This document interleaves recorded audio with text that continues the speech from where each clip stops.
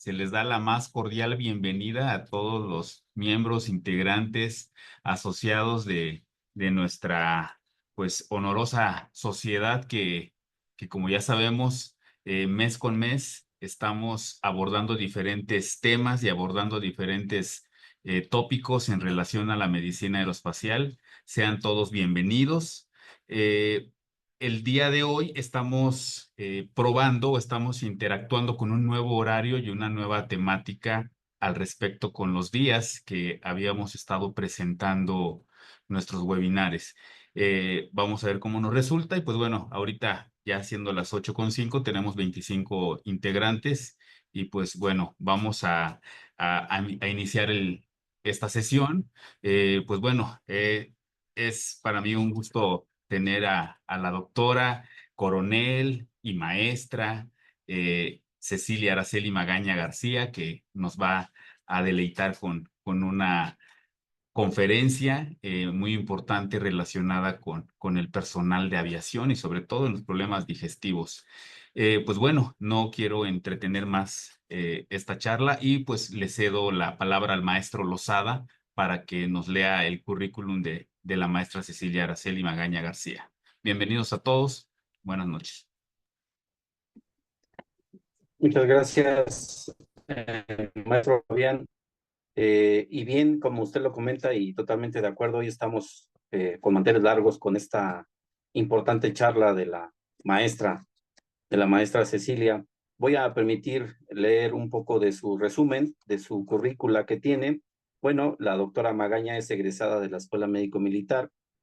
Ella también se desempeñó como jefa de la subsección fija, adscrita a la base aérea militar, pie de la cuesta Acapulco Guerrero.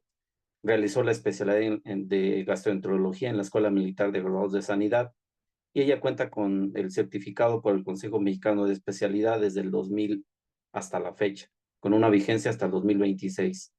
Dentro de sus cargos, también se desempeñó como jefa de la sala de gastroenterología del Hospital Central Militar. También fue directora del Hospital Militar de Zona Santa Lucía en la base aérea militar número 1.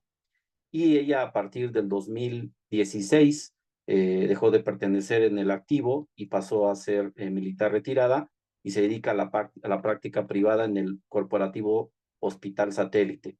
Dentro de sus destacadas actividades académicas, ella fue profesora asociada de la materia de gastroenterología, también en el curso de pergrado en la Escuela Médico Militar durante más de 10 años consecutivos, siendo acreedora al reconocimiento de mérito docente.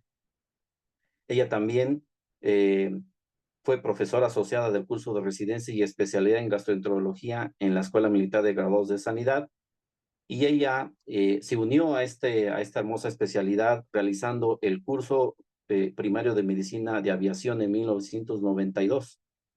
Es decir, desde las primeras veces que se hizo este curso en las Fuerzas Armadas, y ya ha participado como profesora invitada en dicho curso desde entonces.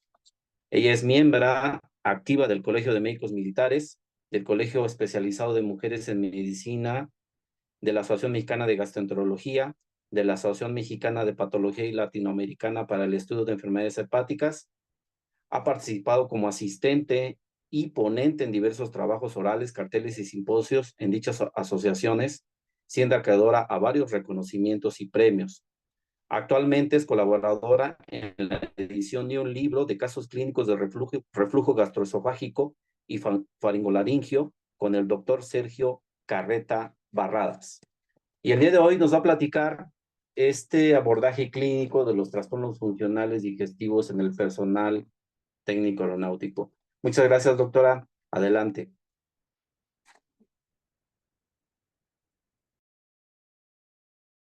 Su audio está silenciado.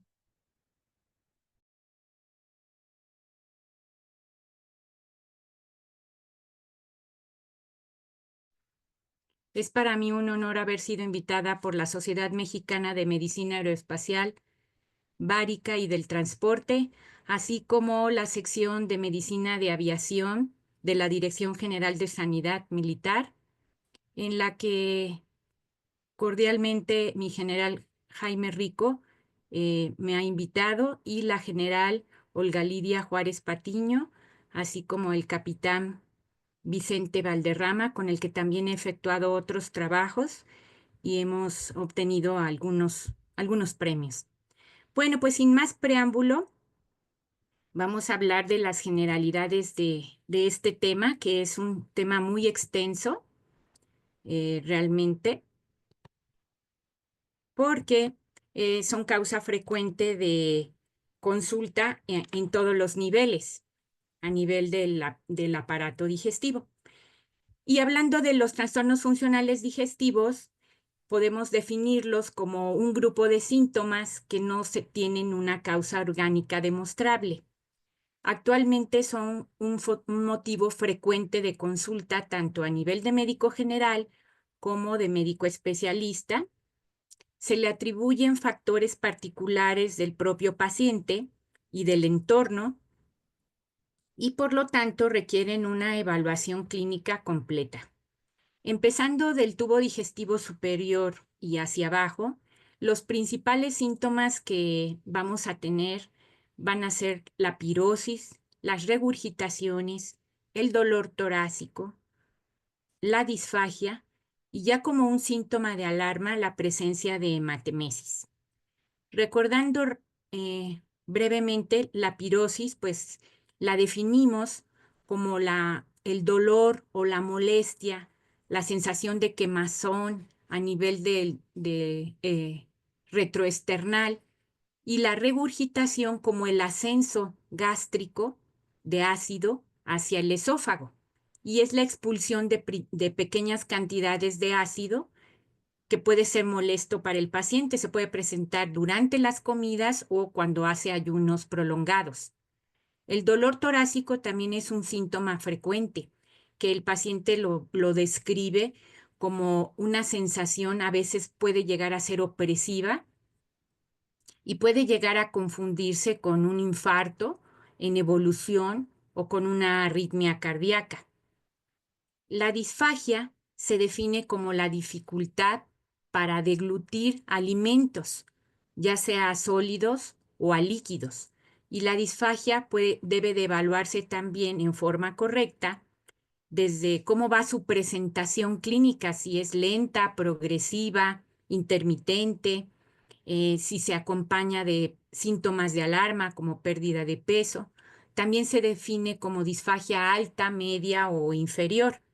Hablando de la disfagia orofaringea, la disfagia media es la disfagia esofágica y la disfagia baja, la que es a nivel de la unión esófago-gástrica. Y la hematemesis, como ya les comenté, es el vómito de sangre precedido de náusea y se considera un síntoma grave y de alarma. Para la evaluación de los pacientes con el reflujo gastroesofágico, que es la entidad nosológica más frecuente del aparato digestivo y se localiza predominantemente a nivel superior, podríamos sugerir este algoritmo en el cual el paciente, por ejemplo, no puede controlar estos síntomas. Normalmente cuando nosotros le decimos modifique su dieta, no ingiera tanto café, no ingiera bebidas alcohólicas, mastique despacio los alimentos. Entonces, en este paciente hay que optimizar el tratamiento con un inhibidor del ácido por 4 a 8 semanas, si él nos llega a consulta con estos síntomas. Si hay un éxito en este tratamiento, podemos disminuir las dosis o hasta suspenderlas si es necesario. Y si logramos un éxito, entonces podemos dejar dosis mínimas de tratamiento con un inhibidor de bomba de protones, de los que ya la mayoría de ustedes conocen: omeprazol, pantoprazol, esomeprazol, hilaprazol y más recientemente dexlansoprazol. Cuando hay una falla al tratamiento con este inhibidor de bomba de protones por 4 a 8 semanas, tenemos que investigar si realmente el paciente se apegó a ese tratamiento y si se tomó el inhibidor de bomba de protones justo media hora o hasta 60 minutos antes del desayuno o de la cena, porque si no, el medicamento no va a funcionar. Si tenemos éxito, pues continuamos con ese tratamiento, pero si hay falla en este tratamiento, debemos de cambiar el inhibidor de bomba de protones o duplicar la dosis y agregar un antiácido de los tipos de los receptores, bloqueadores de los receptores H2, que actualmente el único que tenemos en el mercado es la famotidina. Nombre comercial Durater. Es el único que existe. Pero si este tratamiento aún falla, debemos de referir a un especialista para descartar algún trastorno funcional o un trastorno de motilidad esofágica. Y si este tratamiento fue exitoso, pues continuamos con el tratamiento y lo valoramos a las 12 semanas. En la entidad del reflujo gastroesofágico es muy importante, aparte de una historia clínica completa y de un examen físico exhaustivo, preguntarle al paciente todos sus síntomas y sus hábitos alimenticios.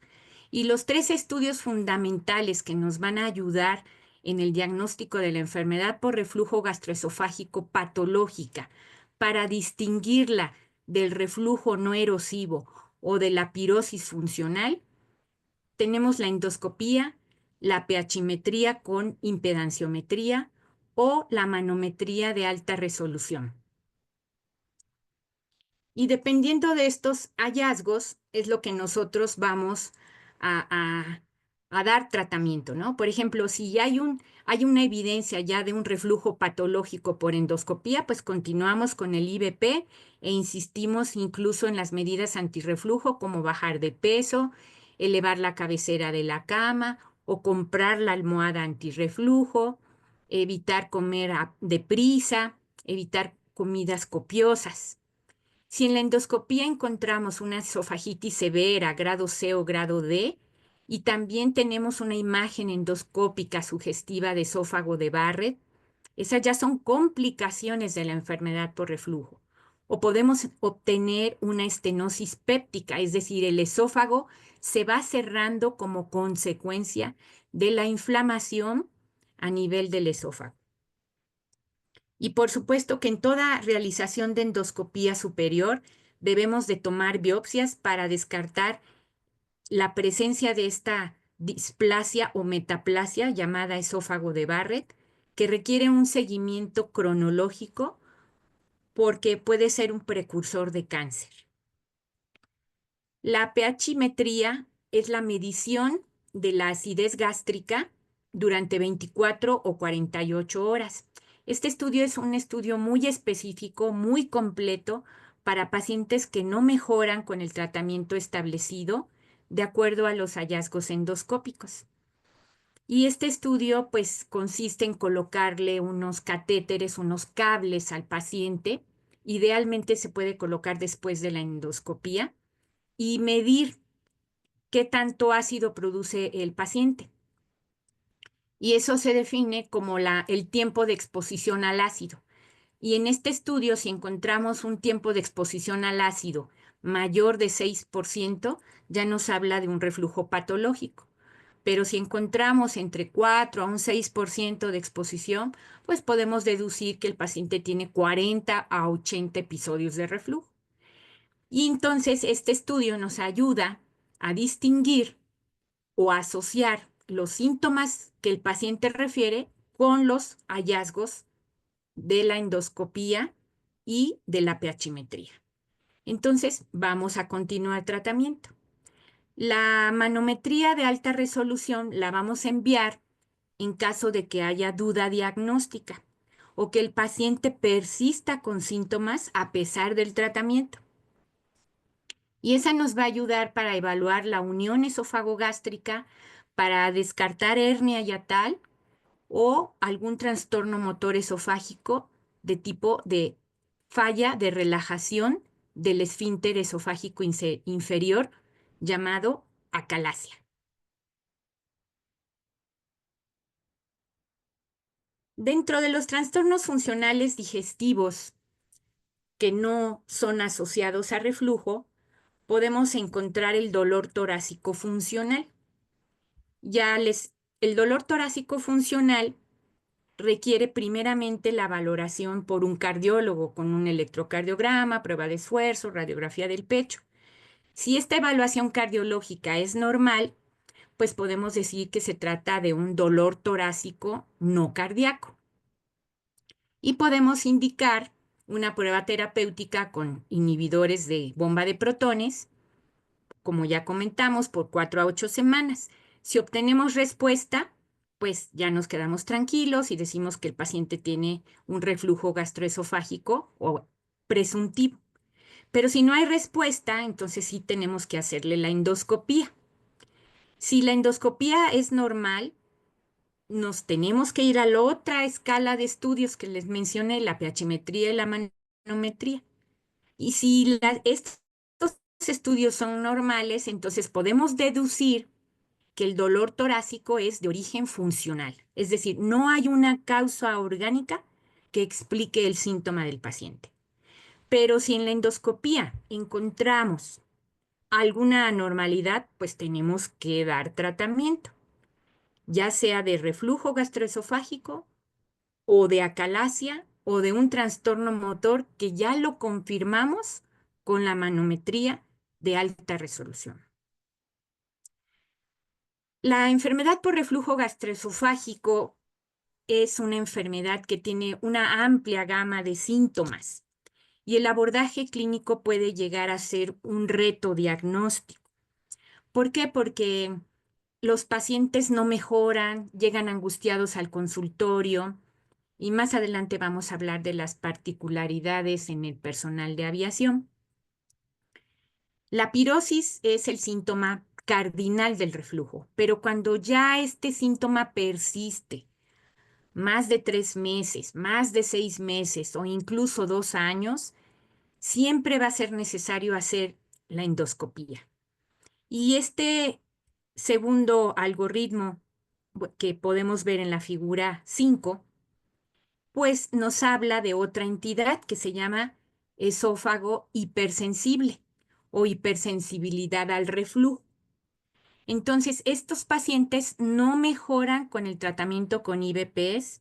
La endoscopía es normal, la pHmetría es normal, la manometría de alta resolución no detecta alguna anormalidad en el trastorno motor esofágico. Y entonces podemos deducir que este paciente pues tiene un esófago hipersensible, es decir, que su respuesta visceral se encuentra aumentada. La característica de todos estos trastornos funcionales se describe como que el mecanismo fisiopatológico es una alteración en la neuromodulación de los receptores a nivel visceral y su integración en el sistema nervioso central. Es decir, el paciente se queja y se queja de molestias, pero no hay una correlación real de la magnitud de los síntomas con los hallazgos de los estudios. Espero que me esté dando a entender. Por otra parte, cuando tenemos estas alteraciones, otro síntoma es la disfagia. Y la disfagia sí puede ser a veces considerado un síntoma de alarma, porque puede deberse a una estenosis, ya sea benigna o maligna, a una esofagitis eosinofílica que es de origen autoinmune, o a una masa que esté comprimiendo el esófago, ¿sí? Entonces, en todos estos síntomas siempre va a ser necesario hacer una endoscopía con biopsias o por lo menos un estudio varitado del esófago con un mecanismo de la deglución si estamos en un hospital de segundo nivel, porque no en todos lados hay endoscopías. Esa es la problemática que tenemos en todas las instituciones de salud, ¿no? Que la endoscopía se hace en hospitales de tercer nivel, pero en hospitales de segundo nivel podemos mandar una serie gastroduodenal o un estudio varitado del esófago que se llama esofagograma con mecanismo de la deglución.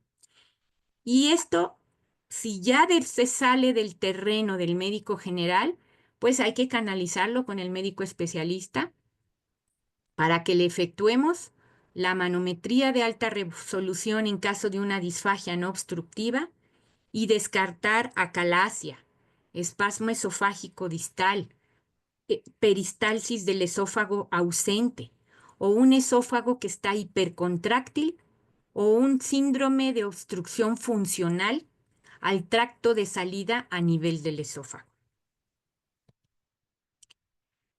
Concluyendo un poco con el esófago y nos vamos un poco más abajo, los síntomas gastrointestinales se pueden agrupar en un término actualmente que se denomina dispepsia.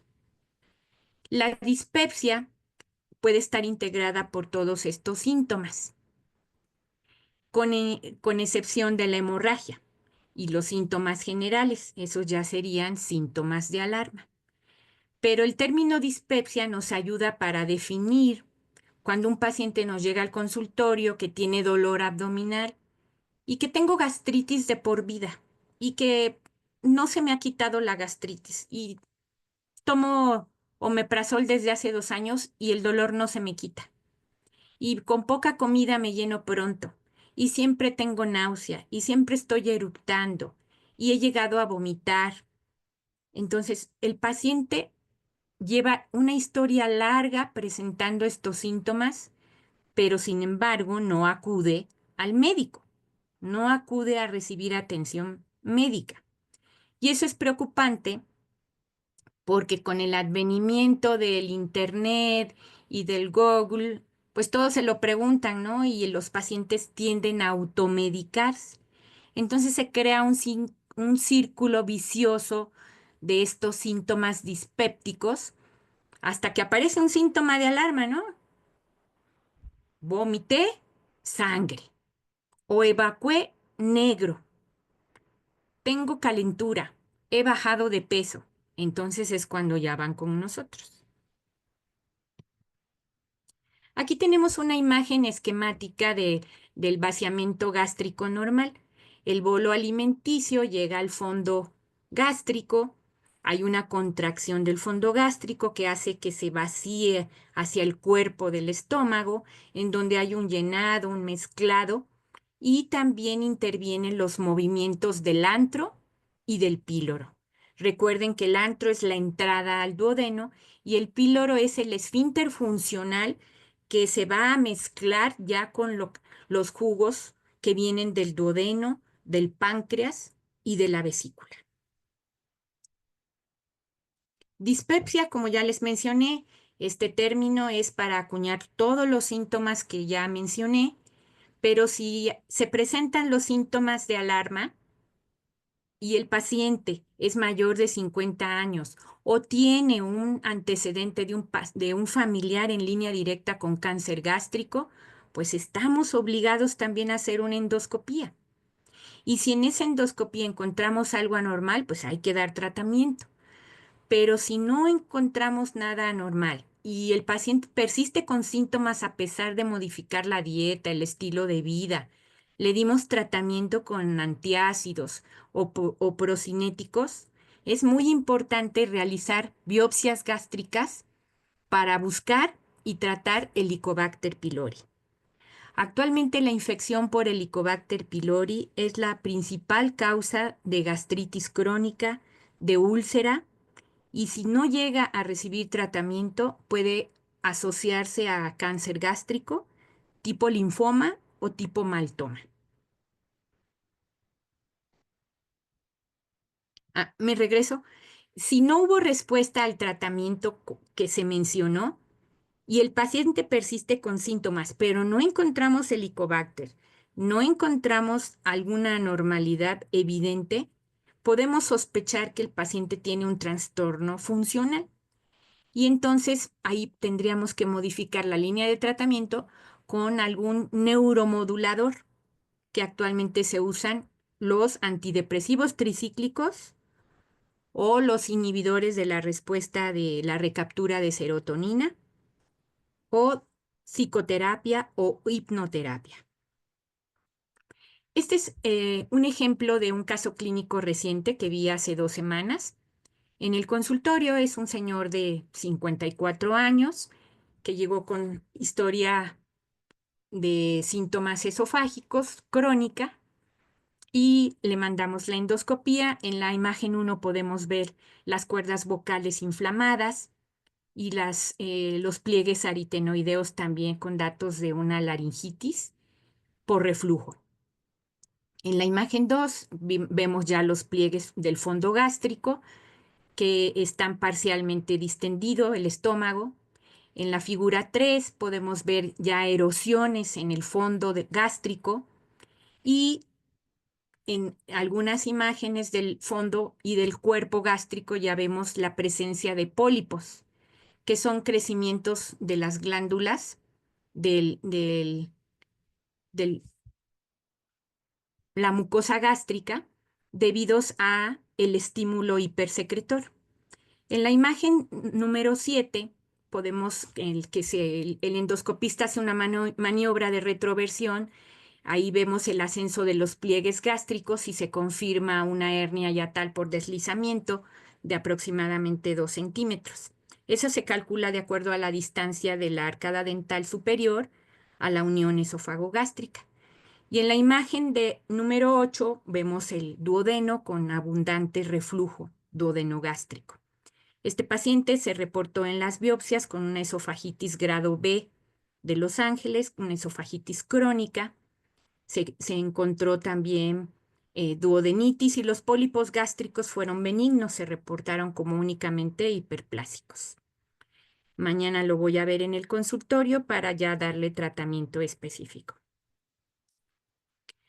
Yéndonos hacia el intestino delgado y el intestino grueso, pues tenemos al grupo grande y numeroso de trastornos gastrointestinales funcionales.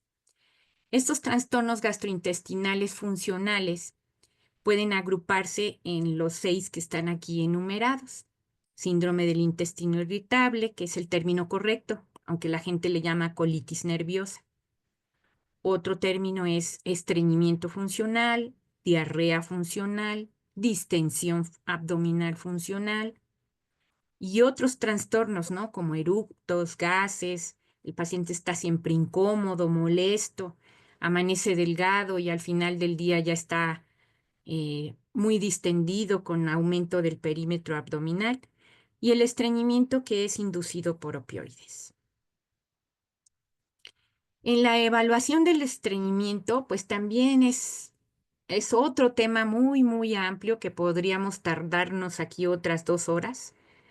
Hablar de estreñimiento, lo más importante es investigar si el estreñimiento se acompaña de dolor o no. Si se acompaña de dolor o el dolor es leve, pues el dolor si es leve podemos hablar de un estreñimiento funcional.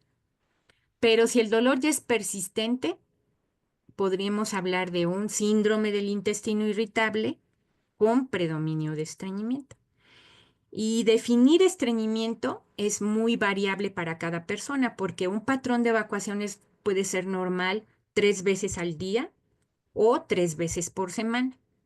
Entonces, estreñimiento es cambio en el patrón de evacuaciones con molestias gastrointestinales persistentes por más de 6 meses y o por lo menos durante 3 meses.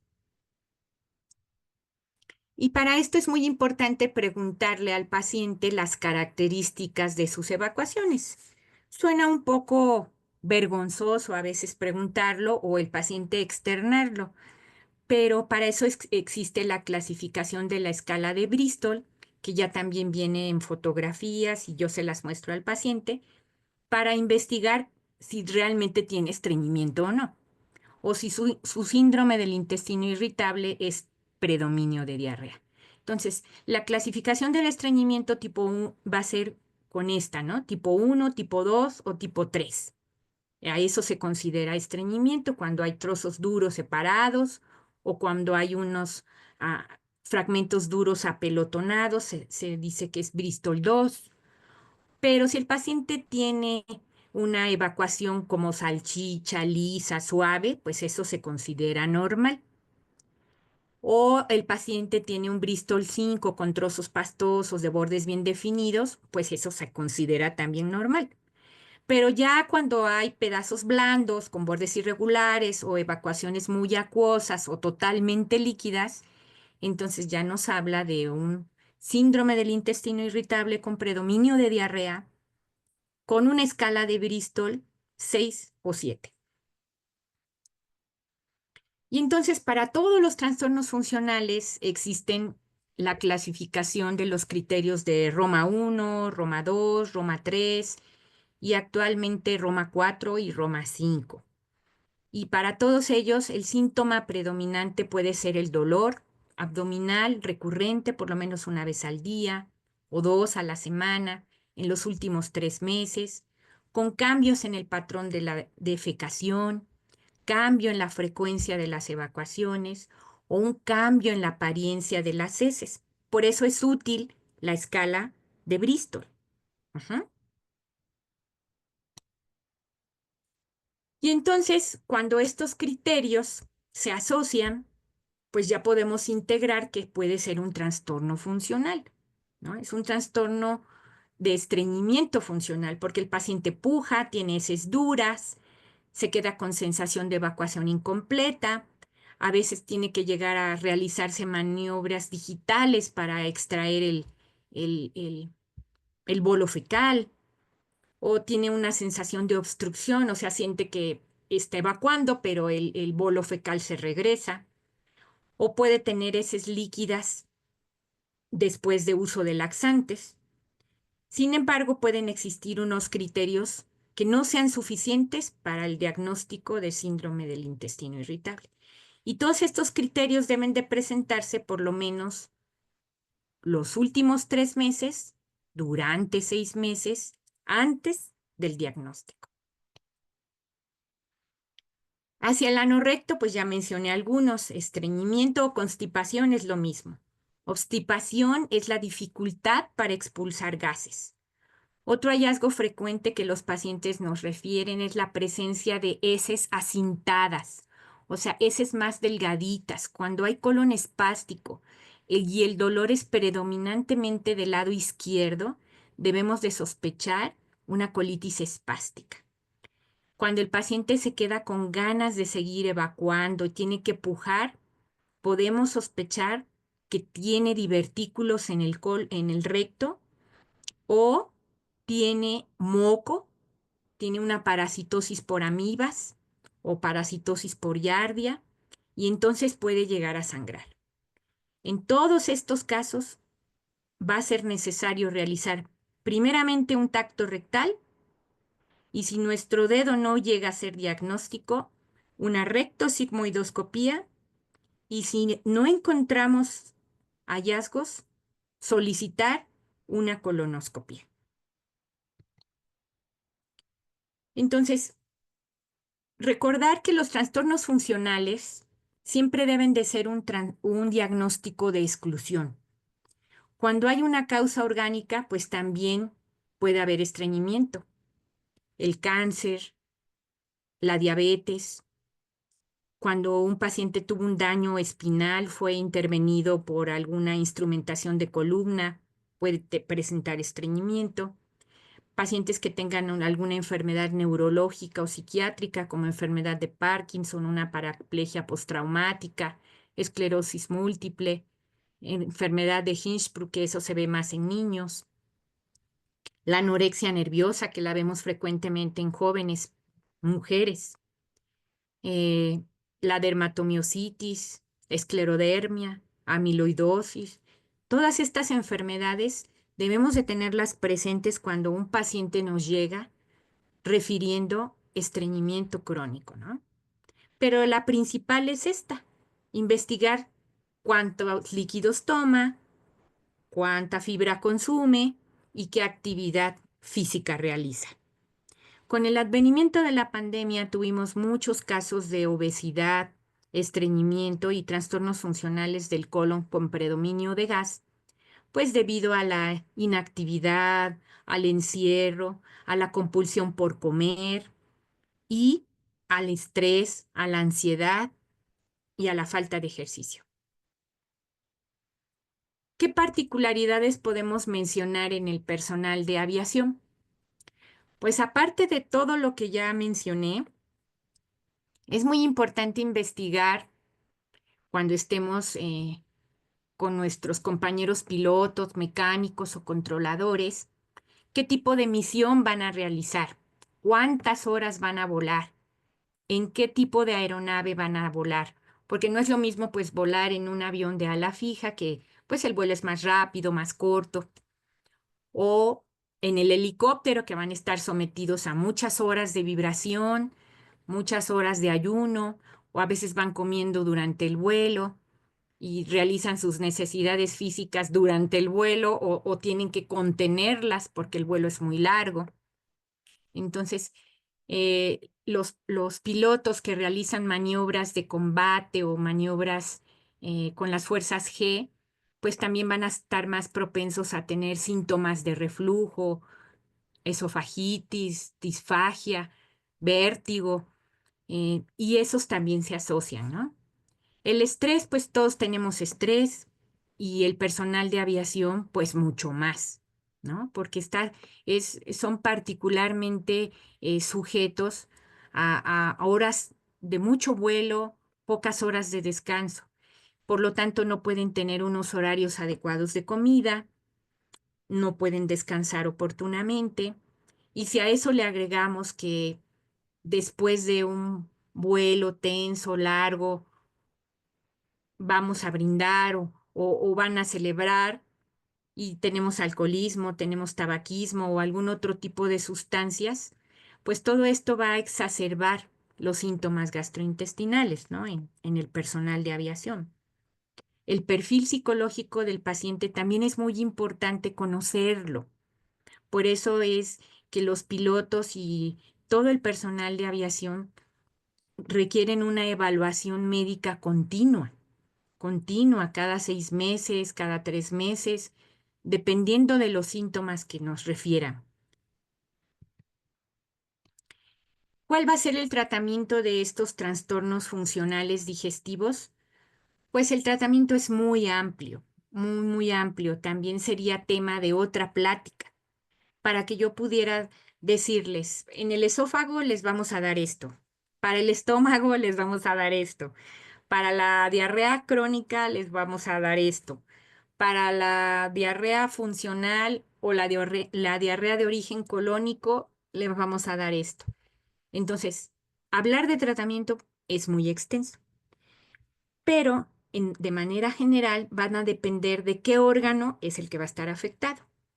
¿Y cuál es el cuadro con el que el paciente nos llega actualmente? ¿Qué edad tiene el paciente? Porque no es lo mismo los síntomas en un paciente de 25, 30 años que en un paciente de 50, 60 años y que ya lleva muchísimos años laborando en la aviación, ¿no? Y también es necesario investigar si es diabético, si es hipertenso, si tiene sobrepeso, si tiene asma, si alguna vez ha sangrado, si está perdiendo peso inexplicablemente. Pero es fundamental que dentro de la valoración que todo el personal realiza, se envíen estudios en forma periódica, ¿no? Estudios básicos de laboratorio, de gabinete, y si no cuentan con ellos, pues ya referirlos con el especialista. Entonces, pues a manera de conclusiones, les puedo decir que los trastornos funcionales digestivos, tanto del esófago como del estómago e intestino, son padecimientos comunes en la población general y el personal de aviación en particular por las características que ya mencioné. El análisis juicioso de estos síntomas, los hallazgos que tengamos en la exploración física, el estudio del entorno del paciente va a ser muy importante para establecer un tratamiento integral. Y pues me despido con esto, les dejo ahí mis datos del consultorio y mi correo por si tienen alguna duda y quisieran consultarme. Muchas gracias.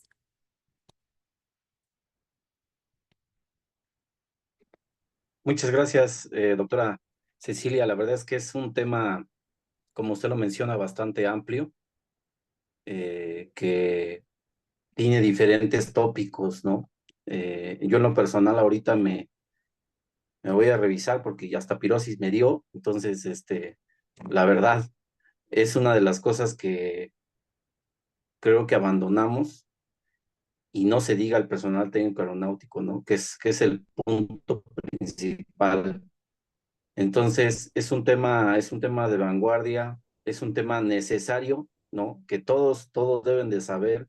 Yo creo que es educación para la salud, ¿no?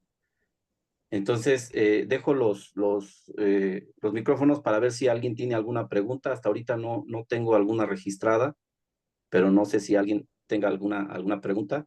Están comentando algunas cuestiones. Excelente plática, doctora Magaña, y felicidades. En general están haciendo comentarios muy positivos sobre esta charla, que es una charla concisa, pero que ha causado ese impacto para hacer conciencia en las personas sobre la importancia de cuidarnos, ¿no? Tan solo el aspecto de comer rápido, o sea, así, comemos rápido y al rato viene el reflujo. Entonces, es indudable que el personal aeronáutico esté muy pendiente de eso. Me parece que sí hay una pregunta. Sí, muy bien. Dice, ¿existe alguna estadística que manifieste incapacidad de vuelo por problemas digestivos? Esta es la pregunta, mi general Rico. Bueno, las estadísticas dentro de la Asociación Mexicana de Gastro no existen, pero Ok, ese ya sería tema de que investigaran ustedes, ¿verdad? Yo desconozco la claro. estadística, pero los trastornos funcionales digestivos de manera global pues son muy frecuentes. Y como les mencioné, el síntoma predominante sigue siendo la pirosis o la regurgitación. El tiempo que yo estuve adscrita 2 años a la base aérea de Acapulco, pues ahí tuve la oportunidad de evaluar a varios pilotos jóvenes y varios mecánicos que tenían reflujo. Y efectivamente, algunos terminaron hasta en cirugía, cirugía antirreflujo. Pero las estadísticas actuales las desconozco, mi general. Sería, pues, que hiciéramos un tema de investigación.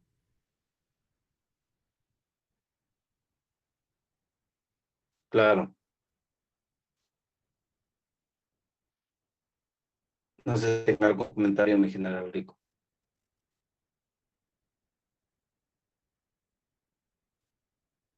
Sí, efectivamente, gracias, Ceci, por la respuesta. Deberíamos hacer nosotros como ya se hizo en otras ocasiones, otras estadísticas como de sordera en el medio, en el personal técnico aeronáutico de la Fuerza Aérea, ver algo que luego pasa muy desapercibido, la pirosis y esas cosas. La gente no le da mucha importancia, me imagino. Y es eso sería una motivo para que la instrucción aeromédica que se imparte al personal técnico aeronáutico nuestro y los que tengamos contacto con civiles, manejar que esto puede afectarlos si no se atienden. Yo mandé esa pregunta, entonces te preguntaría, Ceci, ¿qué medidas preventivas, tú que tuviste la experiencia, previas al vuelo, 1 o 2 días antes, qué sé yo, o inmediatamente antes del vuelo deben tomarse para prevenir la pirosis? Sobre todo, por ejemplo, en pilotos que se someten a gravedades o muchas vibraciones, que son los helicópteristas. ¿Qué medidas preventivas recomiendas dietéticas o medicamentosas que no afecten el vuelo se pueden tomar? Muy bien, mi general, pues muy, muy interesante su pregunta. Sí, efectivamente, las recomendaciones que podríamos darles es que dejaran pasar 2 horas después de haber consumido alimentos. Es decir, si su vuelo está programado y sus maniobras em, están programadas a las 10 de la mañana, pues ir a su examen prevuelo 7:30, desayunar a las máximo a las 8 y una porción pequeña, no hasta saciarse, ¿no?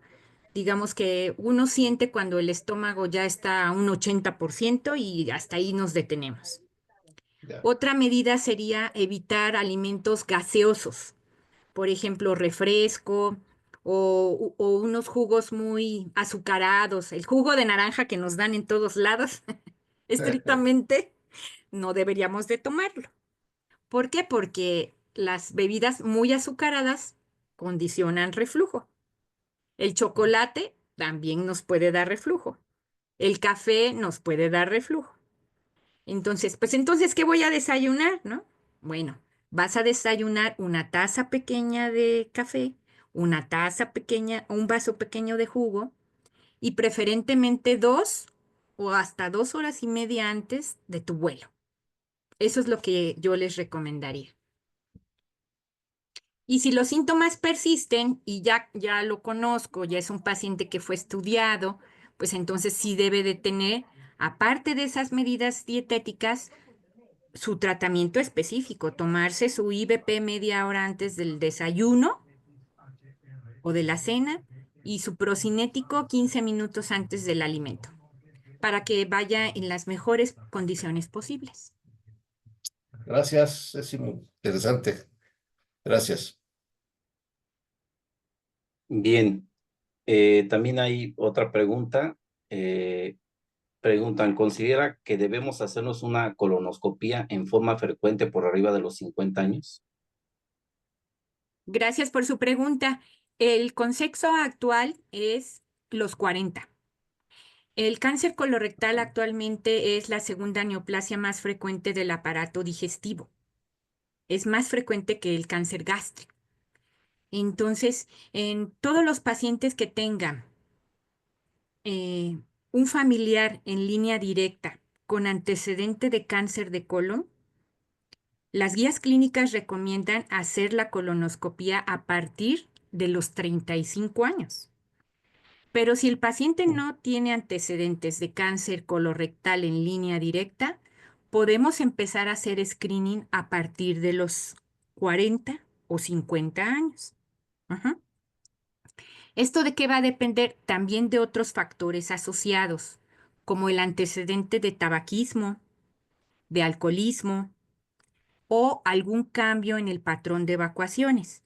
Es decir, el paciente evacuaba bien, pero en los últimos 3 o 6 meses notó un cambio, que las evacuaciones son más acintadas, que ahora ya no hace del baño diariamente o que presentó un sangrado. Entonces, cuando haya síntomas de alarma, no importa la edad del paciente, estamos obligados a hacer una colonoscopia a la brevedad. Pero si solamente queremos hacer screening, actualmente existe una prueba que se llama EndoFlit, que es algo parecido a la prueba de sangre oculta en heces, pero actualmente la sangre oculta en heces ya tiene baja sensibilidad y baja especificidad. Entonces, la prueba de EndoFlit, que es un poco costosa y que solamente se hace en hospitales de tercer nivel, es una prueba útil para pacientes en los que se sospecha cáncer colorectal y que no tienen acceso a una colonoscopia. Pero, por ejemplo, en Estados Unidos sí ya está demostrado que ellos se hacen colonoscopías a partir de los 40 años, mi general.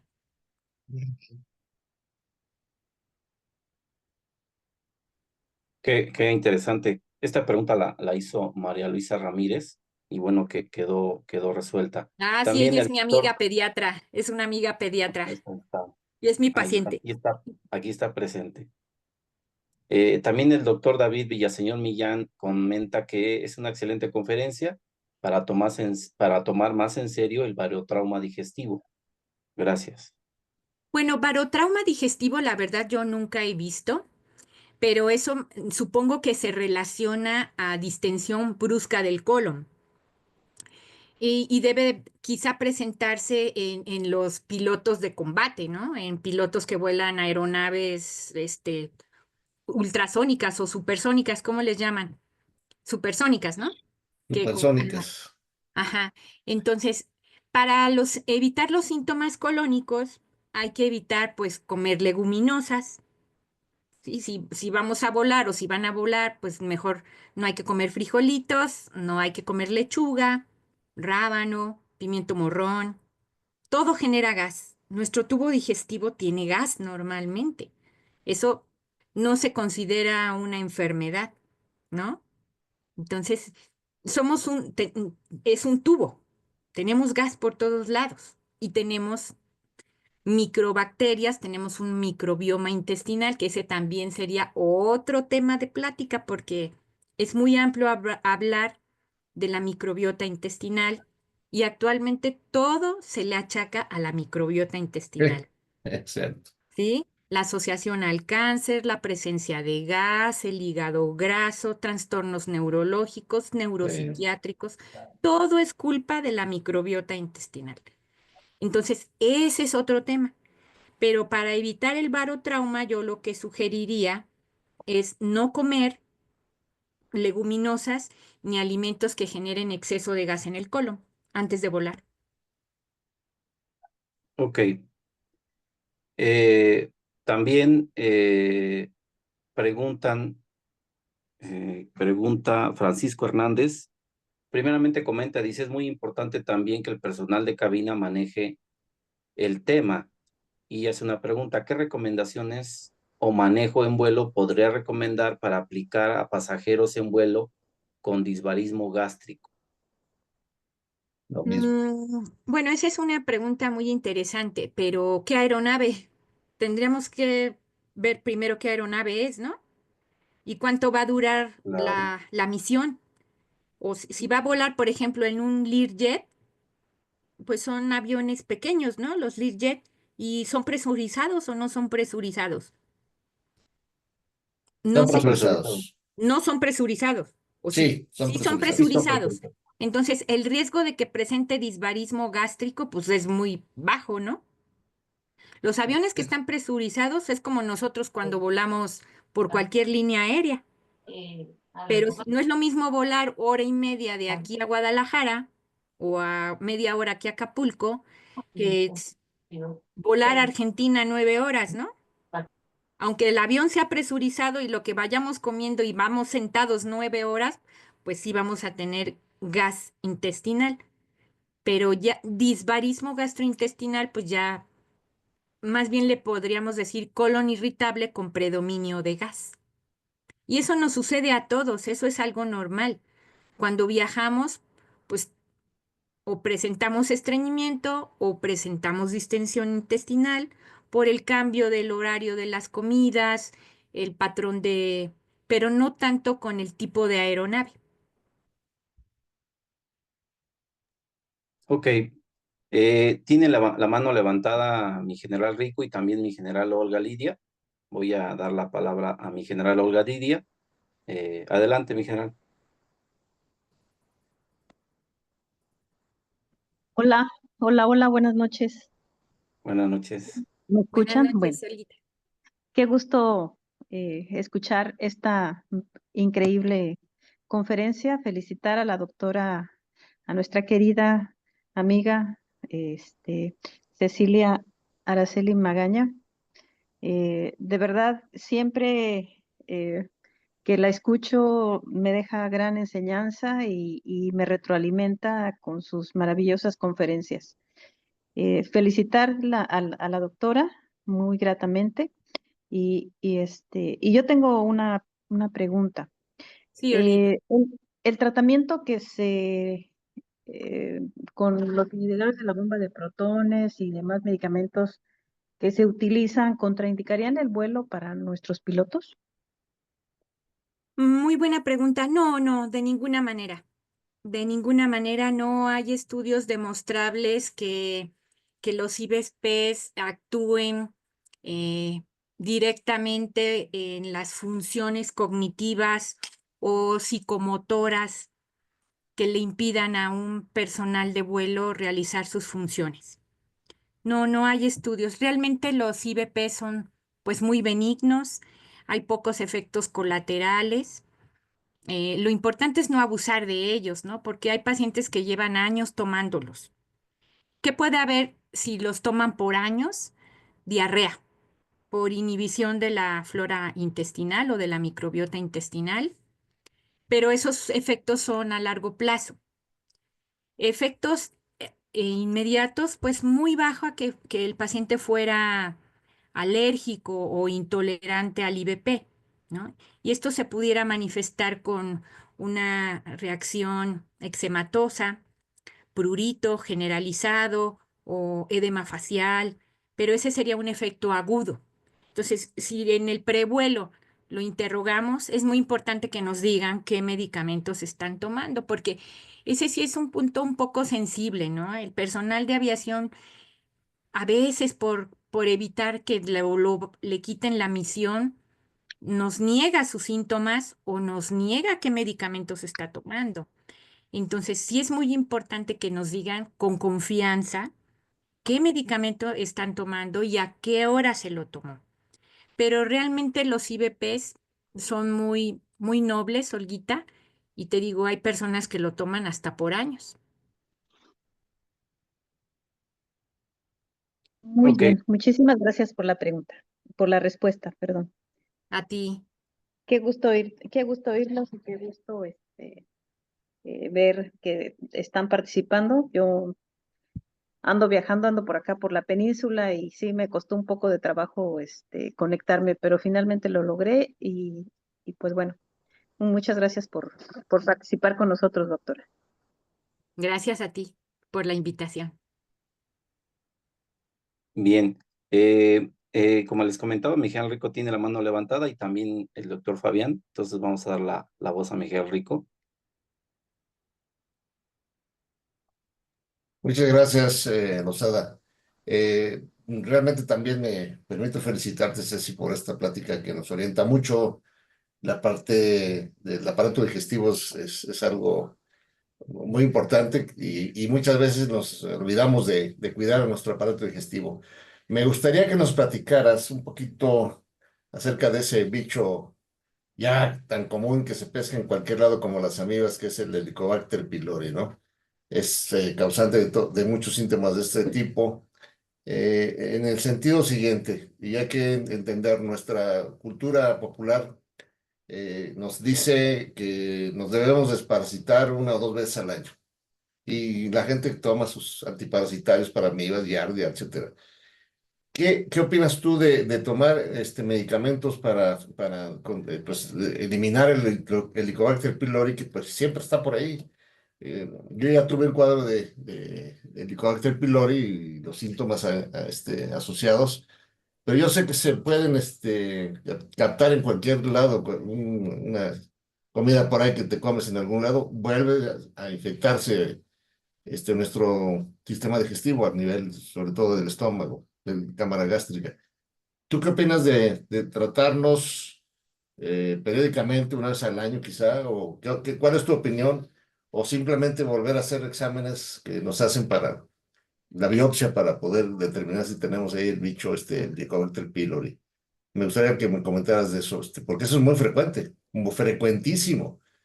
Te agradeceré tus comentarios. Gracias, Cecilia, y felicidades otra vez. Sí, mi general.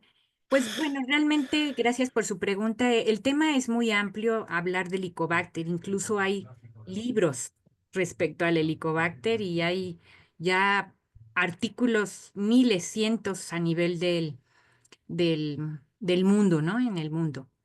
Em, el Helicobacter puede ser parte de todos nosotros, incluso parte de todos los mexicanos, ¿no? Si nosotros eligiéramos al azar las personas que van pasando, pues todos podríamos tener Helicobacter, pero no a todos. El consenso actual es no dar tratamiento a todos, solo a los que tengan síntomas, mi general. Y el síntoma principal que ocasiona el Helicobacter es dolor.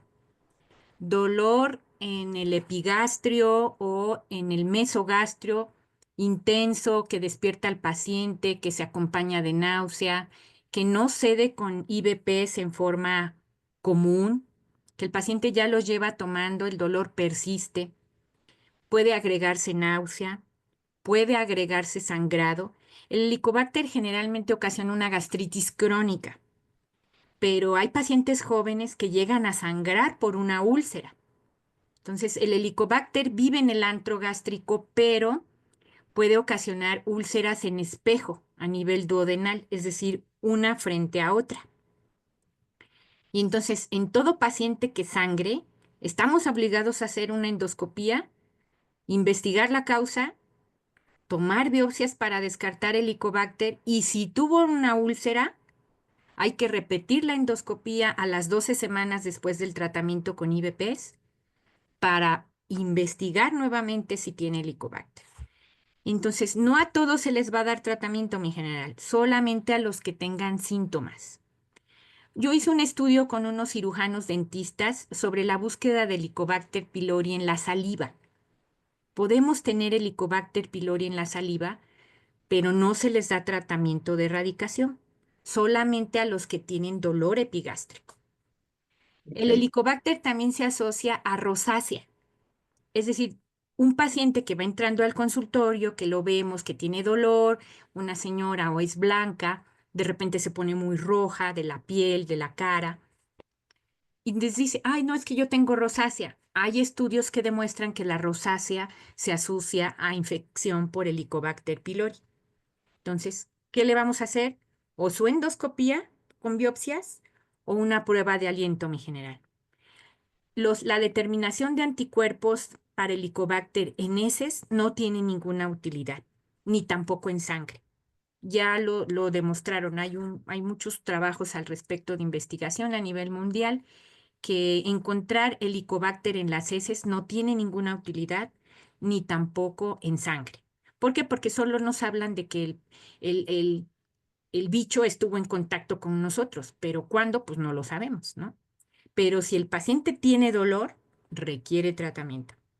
80-90% de los casos se logra erradicar el Helicobacter con un primer esquema dual o triple de tratamiento. Es decir, hay que dar el IVP y hay que dar 2 o 3 antibióticos, porque el problema actual en México es la resistencia antimicrobiana.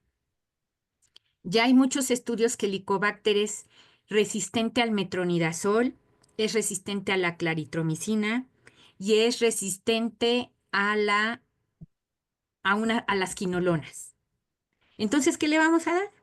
Pues hay otros esquemas, que también sería tema de otra plática, si quieren que después se las dé, pero no a todos se les va a dar. Se les va a dar a los que tengan síntomas y a los que sean confirmados por endoscopía y biopsias, mi general.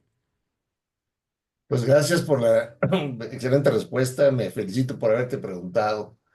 ¿Y algo de relación del cáncer gástrico o por el Helicobacter? Porque está bien, no dar tratamiento a todos, pero ahí está el bicho. ¿Qué Sí, tan frecuente es que el Helicobacter nos vaya a generar una neoplasia por ahí? sí, eso sí es muy importante que lo que usted menciona. Una vez que confirmamos que se tiene Helicobacter, pues hay que dar tratamiento. Después hay que confirmar la erradicación con una prueba de aliento.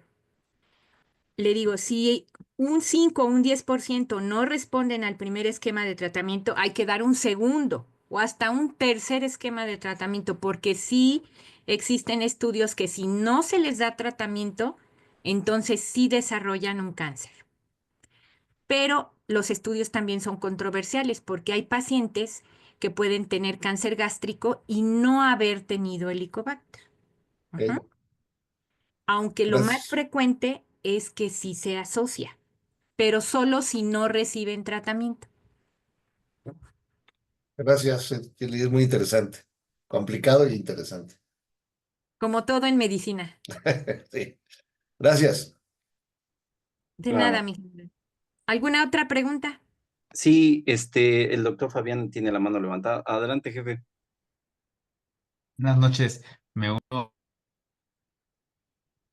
Se apagó el audio. Se silenció. perdón, ya creo que ya se escucha. Ya. Me uno a las felicitaciones y pues un gusto ver a la maestra, y con una excelente ponencia. Sí tengo una pregunta. Nosotros como expertos en medicina aeroespacial tenemos dos grupos de riesgo, el personal técnico aeronáutico por un lado y por el otro los pasajeros. Y sabemos, como bien nos comentó, los hábitos alimenticios de nuestro personal, por el ritmo de trabajo, por sus horas de vuelo, pues obviamente no les da tiempo de preparar una alimentación adecuada. Y en nuestros pasajeros, pues llegan a regiones de diferentes partes del mundo con diferentes tipos y formas de alimentación. Entonces, la pregunta va enfocada a, y sobre todo en estos tiempos que es muy común ver que los compañeros recetan a diestra y siniestra y recomiendan, y en la televisión sale muy a menudo el uso de probióticos, de manera pues libre prácticamente, si es recomendable en estos dos tipos de población, qué tan recomendable es, qué tan frecuente lo podemos recomendar nosotros a nuestros pacientes. Y de todos esta gama de probióticos también, ¿cuáles serían los más recomendables para ellos? Bueno, es una pregunta con muchas preguntas. Mm, porque, a ver, ¿cuál fue la pregunta principal? Sí, sí Si, es si recomiendo o recomendable, no dar sí, probióticos a los que van a volar. de manera indiscriminada, o sea, ¿Ah? porque pareciera que no se requiere ningún tipo de receta para acceder a los probióticos. Pareciera que fueran como suplementos, vitaminas, y si lo podemos tomar por largo tiempo y de forma indiscriminada. Ajá. Bueno, muy bien. Mira, em, sí, efectivamente, en el tema de los probióticos igual, hay hasta libros, ¿sí? Sobre los probióticos y en Estados Unidos pues también los venden con mucha libertad. Me ha tocado ver pacientes que me llegan con frascos y que los frascos te dicen que tienen como 20,000 probióticos, ¿no? Y eso depende, pero el probiótico depende del síntoma predominante. O sea, debemos de hacer un uso juicioso de los probióticos. Hay gente que los compra en el Costco, ¿sí? Y porque tienen 10, 20, 30, 40 probióticos, ¿no? Saccharomyces, Bucardi, Bifidobacterium infantis, eh, Lactobacillus casei shirota. O sea, te ponen así en la etiqueta que tienen muchos probióticos. Eso no es bueno. Yo no lo recomiendo. No lo recomiendo. El tratamiento con probióticos es individualizado, porque aparte hay probióticos, prebióticos y simbióticos. Ajá. Entonces, sí tenemos que hacer una clasificación real de lo que el paciente necesita. Si van a volar, yo no los recomiendo, solamente si están enfermos. Por ejemplo, si en tu personal de vuelo o un pasajero va enfermo de diarrea, pues dale enterogermina, dale sinuberase o dale Lacteor Forte, que son los que se usan más para la diarrea. Si tu paciente tiene predominantemente gas, hay otros probióticos. Para los que tienen mucho gas, yo les recomiendo Cenex 3 o les recomiendo que la cepa es Saccharomyces boulardii o les puedes dar Alflorex. O sea, el probiótico es dependiendo del síntoma del paciente. No debemos de hacer un uso indiscriminado de los probióticos como se hace con los antibióticos. Muchas Ah, gracias. y si el paciente tiene estreñimiento, pues hay otros probióticos con otras cepas para los que tienen estreñimiento.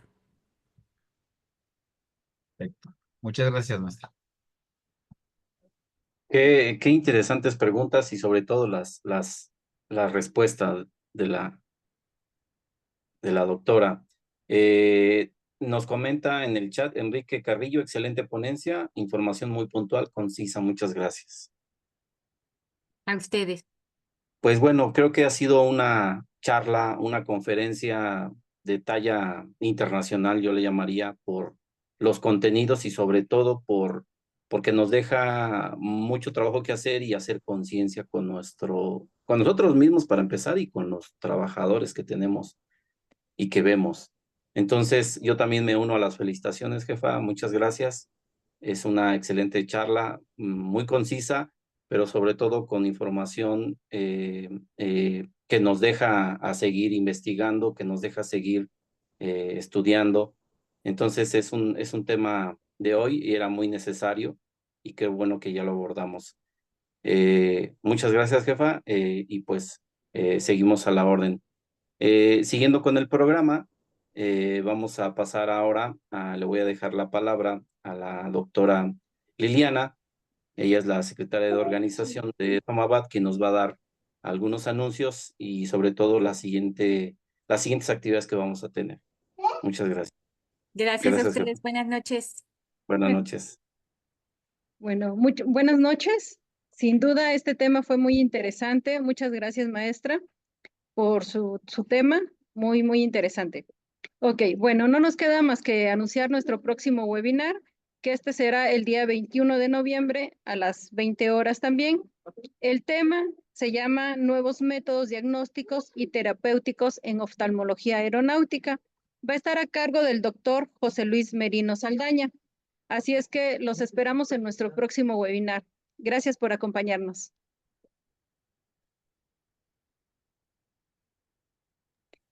Muchas General gracias. Rico, ¿alguna disposición? Buenas noches. No, Bueno. nada, para todos los aquí presentes, en nombre del Consejo Directivo de la SOMABAT, les deseamos que tengan una noche placentera para reparar energías y próximamente un excelente fin de semana. Verdaderamente, platiquen con sus compañeros, invítenos a estas sesiones que son muy ilustrativas, nos enseñan mucho, nos recuerdan mucho a los que ya tenemos ciertos años, siempre estamos aprendiendo y gracias a las ponencias como en este caso de mi querida alumna Araceli Magaña, aprendemos, siempre estamos aprendiendo, de tal manera que pues, los invitamos a que inviten a sus colegas, a todos los que están aquí, amigos todos, miembros de la SOMABAT e invitados.